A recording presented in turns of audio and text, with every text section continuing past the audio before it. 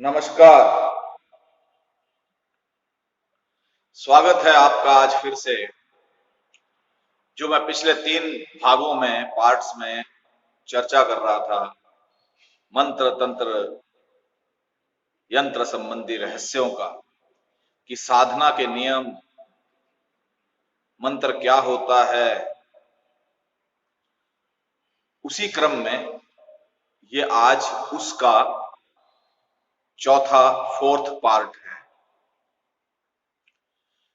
और इस पार्ट में जो मैं बताने वाला हूं, ये पूजा संबंधित, जब आप साधना या पूजा इत्यादि जो भी आप करते हैं, उनमें कुछ विशिष्ट शब्द का प्रयोग होता है, तो कई बार जनसाधारण को वो समझ में नहीं आता है,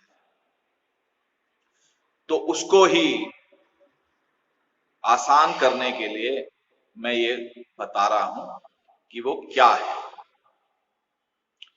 मंत्र जप, देव पूजन तथा उपासना के संबंध में प्रयुक्त होने वाले कुछ विशिष्ट शब्दों को हमें इस तरह से समझना चाहिए।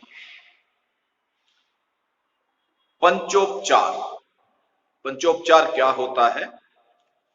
गंध, पुष्प, धूप, दीप तथा नैवेद्य। नैवेद्य यानी कोई भी मीठा मिष्ठान, मीठा पदार्थ, जिसमें आप गुड़ वाली शक्कर भी रख सकते हैं। चीनी वाली शक्कर क्योंकि रासायनिक होती है तो मैं वर्जित मानता हूं। तो इसके द्वारा जो पूजा हम करते हैं, इन 5 चीजों के द्वारा, इसको हम पंचोपचार पूजन कहते हैं या पंचोपचार कहते हैं, कि 5 तरह के उपचार आपने किए। अब पंचामृत क्या होता है, उसमें क्या डलता है, वो बता देता हूं। दूध, दूध देसी गाय का होना चाहिए। दही, घृत, ये भी देसी गाय का ही होना चाहिए। मधु, मधु यानी शहद, हनी, तथा शक्कर। अब जो शक्कर है वो फिर से गुड़ वाली शक्कर की बात कर रहा हूं, न कि चीनी की बात कर रहा हूं। इनके मिश्रण को पंचामृत कहते हैं। पंचगव्य, गाय के दूध, घृत, गाय का मूत्र तथा गोबर, इन्हें सम्मिलित रूप से पंचगव्य कहा जाता है। षोडशोपचार 16 तरह से किया जाने वाला उपचार षोडशोपचार कहलाता है। सर्वप्रथम जिस भी चीज का हम कर रहे हैं, पूजन साधना इत्यादि जो भी कर रहे हैं, उसका आह्वान किया जाता है। आसन, पाद्य यानी पैर, पैरों को धोते हैं, अर्घ्य देते हैं, आचमन करते हैं, करवाते हैं।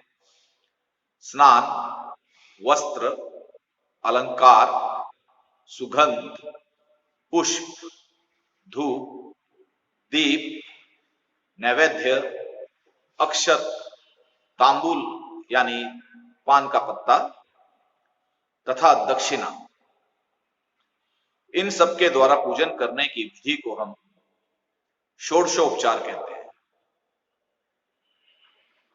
दशोपचार, दशोपचार में पाद्य प्रक्षालन, अर्घ्य, आचमनीय, मधुपक्र, आचमन, गंध, पुष्प, धूप, दीप तथा नैवेद्य द्वारा हम जो पूजन करते हैं, उसको हम दशोपचार कहते हैं। जनसाधारण पंचोपचार पूजन करते हैं। जो आप नियमित अपने घर में करते हैं, वो पंचोपचार पूजन कहलाता है। अब बात करते हैं त्रिधातु। त्रिधातु क्या होती हैं? सोना, चांदी, लोहा। कुछ विद्वान आचार्यगण इसमें लोहे को ना लेके सोना, चांदी, तांबा, इनके मिश्रण को त्रिधातु कहते हैं। पंचधातु क्या है? पंचधातु में सोना, चांदी, लोहा, तांबा और जस्ता आता है। अष्टधातु, अष्टधातु में सोना, चांदी, लोहा, तांबा, जस्ता, रांगा, कांसा और पारा यानी पारद, ये अष्टधातु होता है। नैवेद्य, नैवेद्य यानी जिसको आप खीर या मिष्ठान आदि जो भी आपकी मिठाई, आप पूजा में गुड़ शक्कर को भी प्रयोग में ला सकते हैं। नवग्रह, नवग्रह कौन से होते हैं? सूर्य, चंद्र, मंगल, बुध, गुरु, शुक्र, शनि, राहु और केतु, ये आपके नवग्रह हैं। नवरत्न, नवरत्न में माणिक्य, मोती, मूंगा, पन्ना, पुखराज, हीरा, नीलम, गोमेद और वैदूर्य, ये नवरत्न कहलाते हैं। बात करते हैं अष्टगंध। अष्टगंध में 8 तरह की गंध होती हैं। अष्टगंध एक देव पूजन के लिए होता है और एक देवी पूजन के लिए होता है। अब देव पूजन में जो सामग्री अष्टगंध की होती है वो इस प्रकार होगी: अगर, तगर, गोरोचन, केसर, कस्तूरी, श्वेत चंदन, लाल चंदन और सिंदूर, ये देव पूजन में अष्टगंध इनका बनता है, ये प्रयोग होता है। देवी पूजन में अगर, लाल चंदन, हल्दी, कुमकुम, गोरोचन, जटामासी, शिलाजीत और कपूर, ये प्रयोग होता है देवी पूजन में। गंधत्रय, गंधत्रय में हम सिंदूर, हल्दी, कुमकुम, ये 3 तरह की चीजें हैं, इनको प्रयोग करते हैं गंध में। गंधत्रय बोलते हैं 3 प्रकार। पंचांग, वनस्पति के पंचांग 5 अंग, पुष्प, पत्र, फल, छाल और जड़ होती हैं, ये सब जानते हैं, सबने पढ़ा होगा ये। तो 5 भाग जो है वनस्पति के वो पंचांग कहलाते हैं। दशांश, अक्सर हवन इत्यादि, तर्पण इत्यादि, मार्जन इत्यादि के लिए हम कहते हैं कि इसका दशांश करिए। दशांश यानी 10वां भाग, यानी 100 में से 10वां भाग निकाल दीजिए, वो आपका दशांश हो गया। संपुट, कई बार हम कुछ क्रियाएं करते हैं तो उसमें संपुट किया जाता है। मिट्टी के 2 बर्तन छोटे छोटे शकोरे घड़े से लेते हैं, को एक दूसरे के मुंह से मिलाकर बंद कर देना संपुट कहलाता है। भोजपत्र, भोजपत्र एक वृक्ष की छाल होती है। मंत्र प्रयोग के लिए भोजपत्र का ऐसा टुकड़ा लेना चाहिए जो कटा फटा न हो। मंत्र धारण। किसी भी मंत्र को स्त्री पुरुष दोनों ही कंठ में यानी गले में धारण कर सकते हैं, परंतु यदि भुजा में यानी बाजू में धारण करना है तो पुरुष को अपनी दाईं यानी राइट भुजा में, स्त्री को अपनी बाईं अर्थात लेफ्ट भुजा में धारण करना चाहिए। ताबीज। ये तांबे के बने हुए बाजार में बहुतायत मिलते हैं। गोल चपटे आकारों में अक्सर आते हैं। सोना, चांदी, त्रिधातु तथा अष्ट धातु के भी ताबीज बनवाए जा सकते हैं। मुद्राएं। मुद्राएं हाथों की उंगलियों की किसी विशेष स्थिति में लाने की क्रिया को मुद्रा कहा जाता है। मुद्राएं बहुत प्रकार की होती हैं, जैसे इस तरह से रखना भी मुद्रा है, ऐसे रखना भी मुद्रा है, और अन्य बहुत सारी मुद्राएं होती हैं।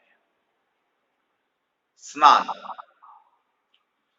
स्नान दो प्रकार का होता है, बाह्य स्नान और आंतरिक स्नान। बाह्य स्नान तो आप सब जल से करते ही हैं, और आंतरिक जो है स्नान वो जप के द्वारा किया जाता है। तर्पण। नदी, सरोवर, झील आदि जो भी जल के संसाधन होते हैं में घुटनों तक पानी में खड़े रहकर या कमर तक या गले तक इस तरह के खड़े होने के बाद हाथ की अंजुली द्वारा जल गिराने की क्रिया को हम तर्पण कहते हैं। जहां नदी, सरोवर इत्यादि जो भी हैं इस तरह के नहीं हैं, वहां किसी पात्र में पानी भरकर भी तर्पण की क्रिया संपन्न कर ली जाती है। आचमन। हाथ में जल लेकर उसे अपने मुंह में डालने की क्रिया को हम आचमन कहते हैं। करन्यास। करन्यास अंगूठा, अंगुली, करतल तथा करपृष्ठ पर मंत्र जपने को करन्यास कहा जाता है। हृदय विन्यास। हृदय आदि अंगों को स्पर्श करते हुए मंत्रोच्चारण को हम हृदय विन्यास कहते हैं। अंगन्यास। हृदय, सिर, शिखा, कवच, नेत्र एवं करतल, इन 6 अंगों को मंत्र के द्वारा न्यास करने की प्रक्रिया को हम अंगन्यास कहते हैं। अर्घ्य। अर्घ्य जो है शंख, अंजलि द्वारा जल छोड़ने को अर्घ्य कहा जाता है, अर्घ्य कहा जाता है। घड़ा या कलश पानी भरकर रखने को अर्घ्य स्थापन कहते हैं। अर्घ्य पात्र में दूध, तिल, कुशा के टुकड़े, सरसों, जौ, पुष्प, चावल, कुमकुम, इन सबको डाला जाता है पूजन विधि अनुसार।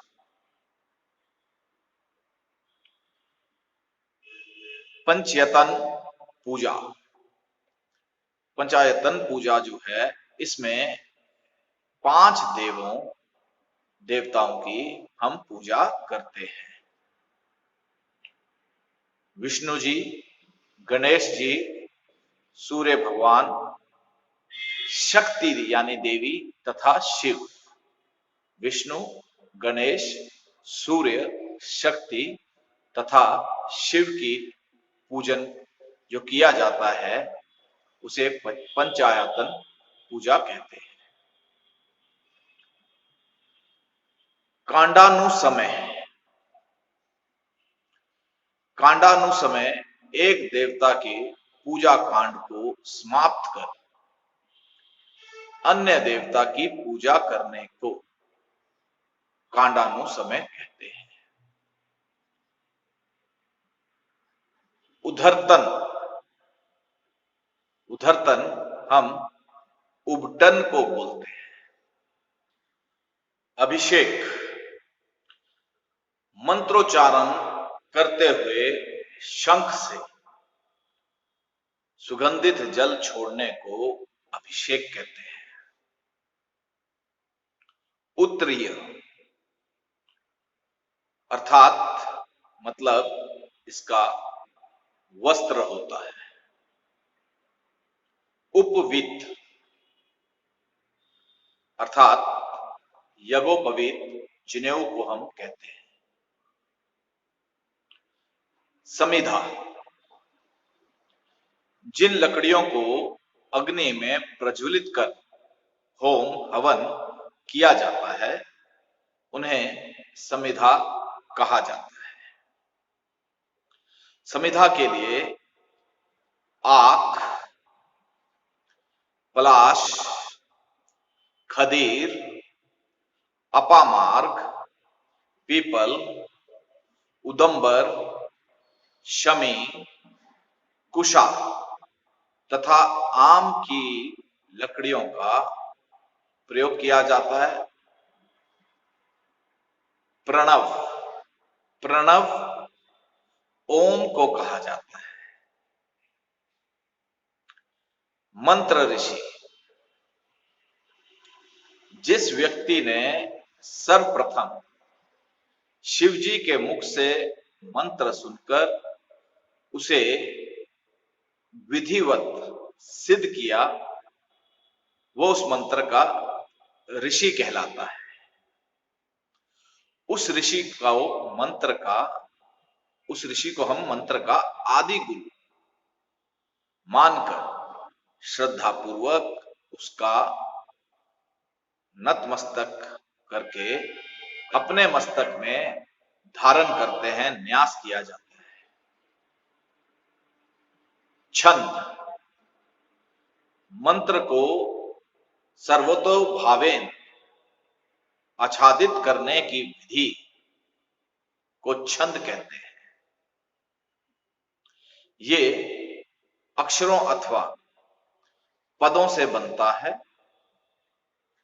मंत्र का उच्चारण चूंकि मुख से होता है अतः छंद का मुख में न्यास किया जाता है। देवता। जीव मात्र के समस्त क्रियाकलापों को प्रेरित, संचालित एवं नियंत्रित करने वाली जो प्राण शक्ति है उसको देवता कहते हैं। ये शक्ति मनुष्य के हृदय में स्थित होती है अतः देवता का न्यास हृदय में किया जाता है। बीज।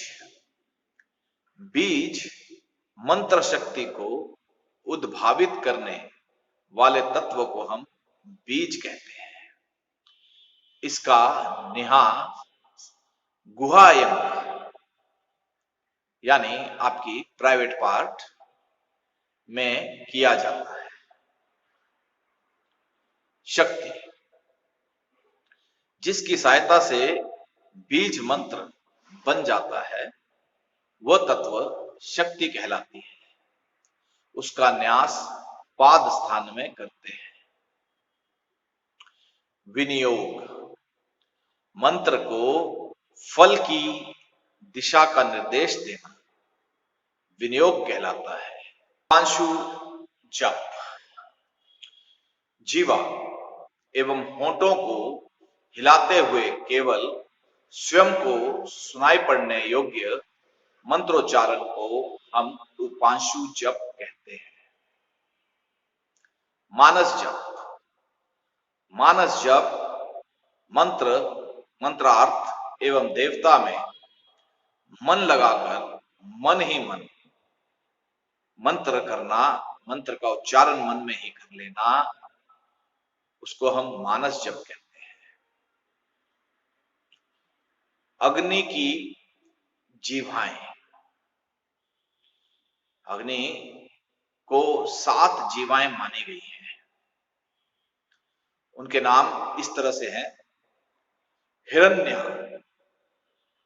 गगना, रक्ता, कृष्णा, सुप्रभा, बहुरूपा और अतिरिक्ता।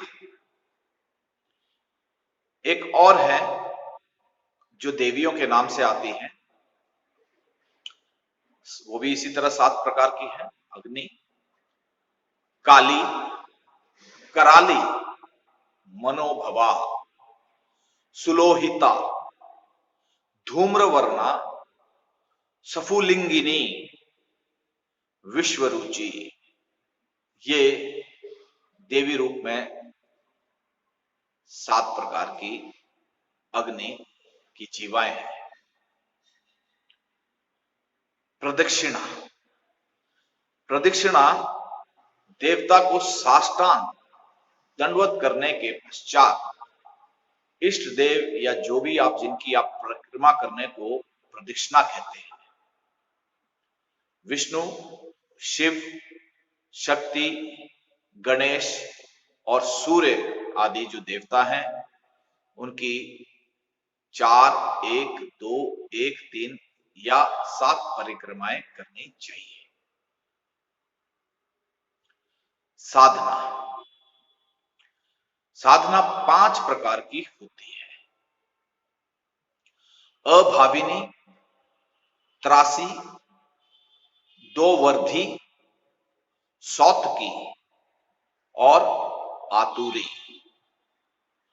अभाविनी साधना जो होती है, उसमें पूजा के साधन तथा उपकरणों के अभाव से मन से अथवा जल मात्र से जो पूजा साधना की जाती है, उसे अभाविनी कहा जाता है। त्रासी, जो त्रस्त व्यक्ति तत्काल अथवा उपलब्ध उपचारों से अथवा मानसोपचारों से पूजन करता है, उसे त्रासी कहते हैं। ये साधना जो होती है त्रासी, इस तरीके से जो की जाती है, क्योंकि उसके पास जो भी उपलब्ध है या वो अपने मानसिक तौर से पूजा करता है, साधना करता है, वो बहुत श्रेष्ठ होती है। तो ये साधना समस्त सिद्धियां देती है। दोवर्धी, बालक, वृद्ध, स्त्री, मूर्ख अथवा ज्ञानी व्यक्ति द्वारा बिना जानकारी के की जाने वाली पूजा दोवर्धी कहलाती है।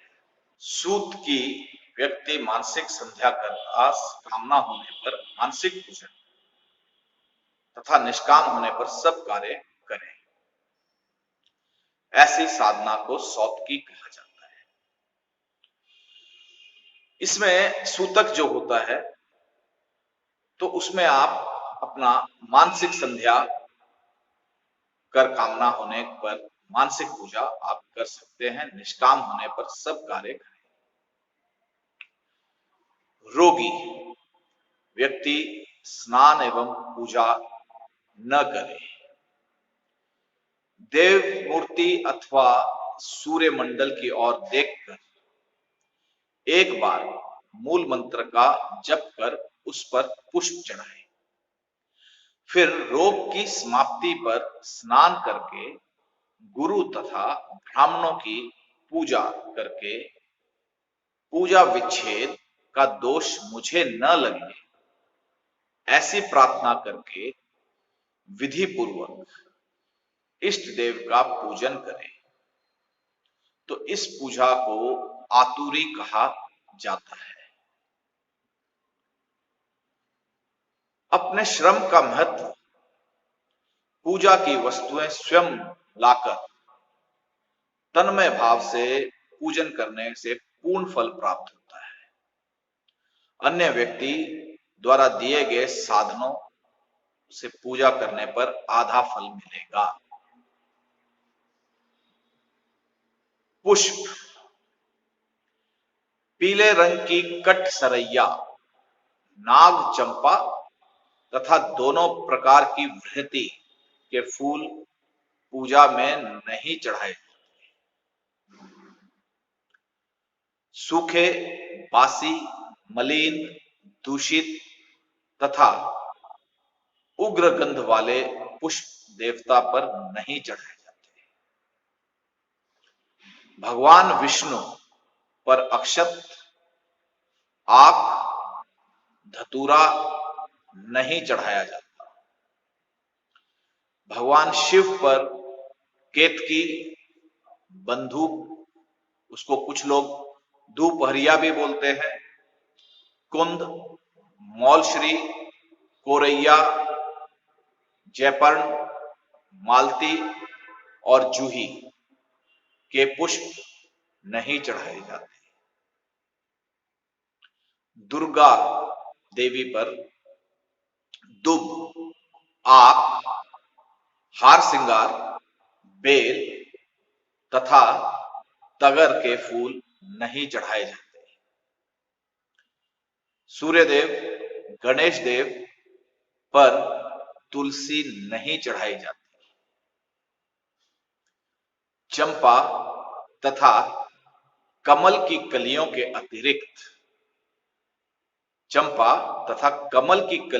अतिरिक्त अन्य पुष्पों की कलियां नहीं चढ़ाई जाती। कौन से फूल चढ़ाए जाते हैं? विष्णु पर श्वेत यानी सफेद रंग, पीले पुष्प चढ़ाए जाते हैं। तुलसी चढ़ाई जाती है। सूर्य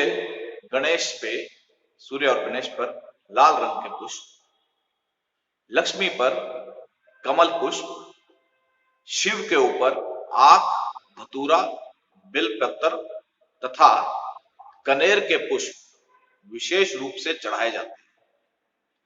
अमलतास के पुष्प तथा तुलसी को निर्माल्य नहीं माना जाता।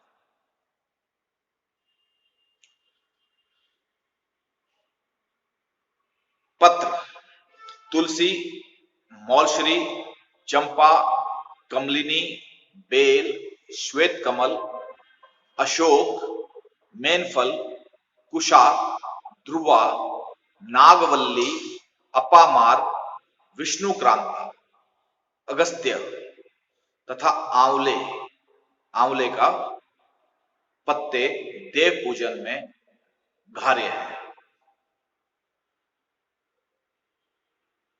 ग्राह्य फल जो है वो है जामुन, अनार, नींबू, इमली, बिजौरा, केला, आंवला, बेर, आम तथा कटहल।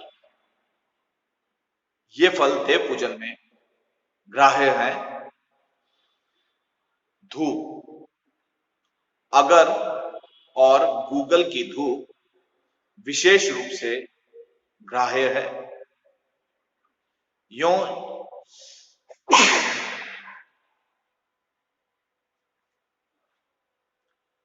धूप, अगर और गूगल की धूप विशेष रूप से,